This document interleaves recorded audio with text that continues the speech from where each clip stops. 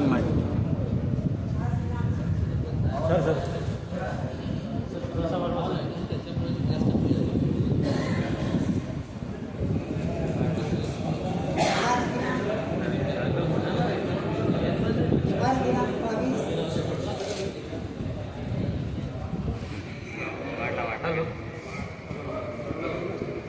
दिनांक 22/2/2025 आजच्या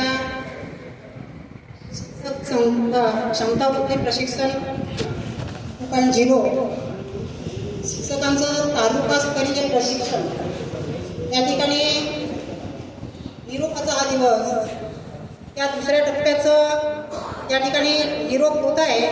तर या ठिकाणी मला आपलं मनोगत व्यक्त करण्यासाठी सरांनी बोलवलेलं आहे.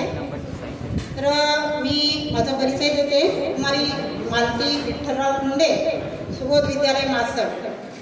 तर आजच्या या प्रशिक्षणासाठी जो निरोप समारंभाचा कार्यक्रम या ठिकाणी आयोजित केलेला आहे, या कार्यक्रमाचे अध्यक्षस्थान श्री माननीय अंबाडे सर, गट शिक्षणाधिकारी, आगडी केंद्राचे केंद्रप्रमुख बखमारे सर, सहारे सर,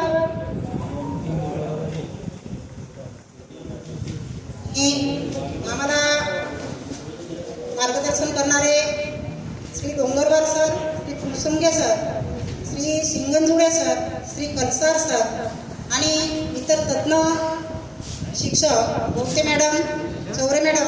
काही लोकांना मी ओळखत नाही, त्याच्यामुळे माझा काही परिचय नाही, काही लोकांशी नाव घेऊ शकत नाही, समाज सांग.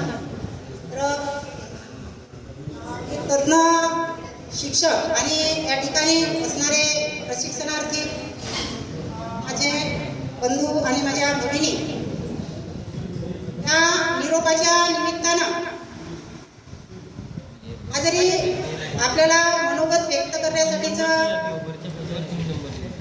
प्रसंग असला तरी या निरोपाचं सगळ्यात महत्त्वाचं श्रेय जाते आपल्याला जे मार्गदर्शक सर लोक आहेत किंवा सुलभक आहेत. तर त्यांचा आढावा सुद्धा आपल्याला या ठिकाणी घ्यायचा असतो आणि त्या अर्थानं रवींद्रनाथ टागोर म्हणतात की एक प्रज्वलित दिवा दुसऱ्या दिव्याला प्रकाशमान करू शकतो. त्या अर्थानं शिक्षकांना प्रशिक्षणाद्वारे सक्षम करून त्यांना 21व्या शतकात विद्यार्थ्यांना येणाऱ्या आव्हानांना पेलता येण्याइतकं सक्षम बनवणं हा खरा उद्देश त्या ठिकाणी प्रशिक्षणाचा होता. आणि आम्हाला या मिळालेल्या तज्ज्ञ सुलभकांनी राष्ट्रीय शिक्षण धोरण 2020, राज्य अभ्यासक्रम आराखडा पायाभूत स्तर 2023, शाळा गुणवत्ता मूल्यांकन आणि आश्वासन आराखडा, क्षमता आधारित अध्ययन आणि अध्यापन प्रक्रिया क्षमता, प्रश्न निर्मिती कौशल्ये, विचार प्रवर्तक प्रश्न, गटकार्य आणि समग्र प्रगतीपत्रक. तर हे जे मुद्दे आपल्या अभ्यासक्रमाला होते जे प्रशिक्षणाच्या, तर या मुद्द्यावर त्यांनी अत्यंत पोटतिडकीने संपूर्ण मुद्द्यांच्या वेगवेगळ्या अंगांना स्पर्श करून प्रकाश टाकण्यात आला.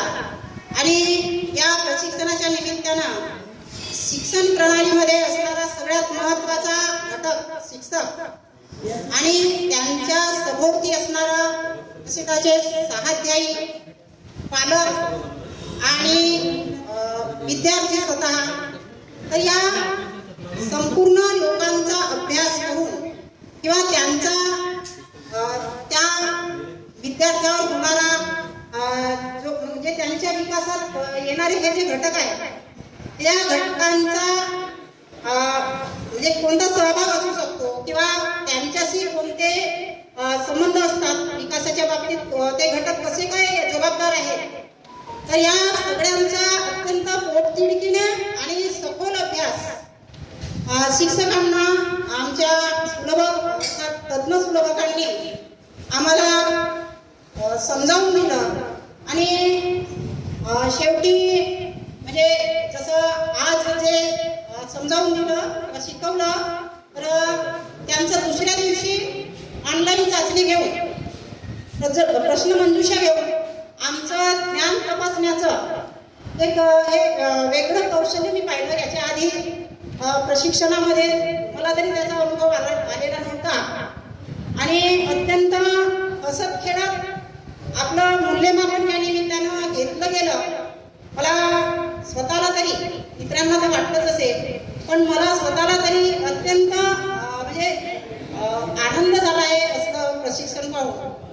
पहिल्यांदा खरंच मलाही असं वाटत होतं की आता या परीक्षेच्या काळामध्ये मूल्यमापन प्रशिक्षण आणि शाळा डिस्टर्ब झाल्या तर थोडंसं वाटलं होतं की हे बेकारच आहे बा, असं नाही व्हायला पाहिजे. पण तरी हा जर काळ वेगळा असता, परीक्षेचा नसता, तर यापेक्षाही आनंद झाला असता. आणि या ठिकाणी आलेले शिक्षक, माझे बंधू आणि भगिनी यांनी सुद्धा अत्यंत आनंदानं त्या प्रश्नमंजुषेमध्ये त्यांनी मिळवलेले स्कोर पाहून आपल्याला हे लक्षात आलं असेल की किती चांगल्या प्रकारे आणि मन लावून त्यांनी त्या प्रश्नमंजुषेचा आस्वाद घेतला. तर अशा प्रकारे त्यांनी आपला सहभाग नोंदवला आणि अशा अत्यंत खेडीमेडीच्या वातावरणात आपलं हे 5 दिवसीय प्रशिक्षण पार पडलं. आणि म्हणून मी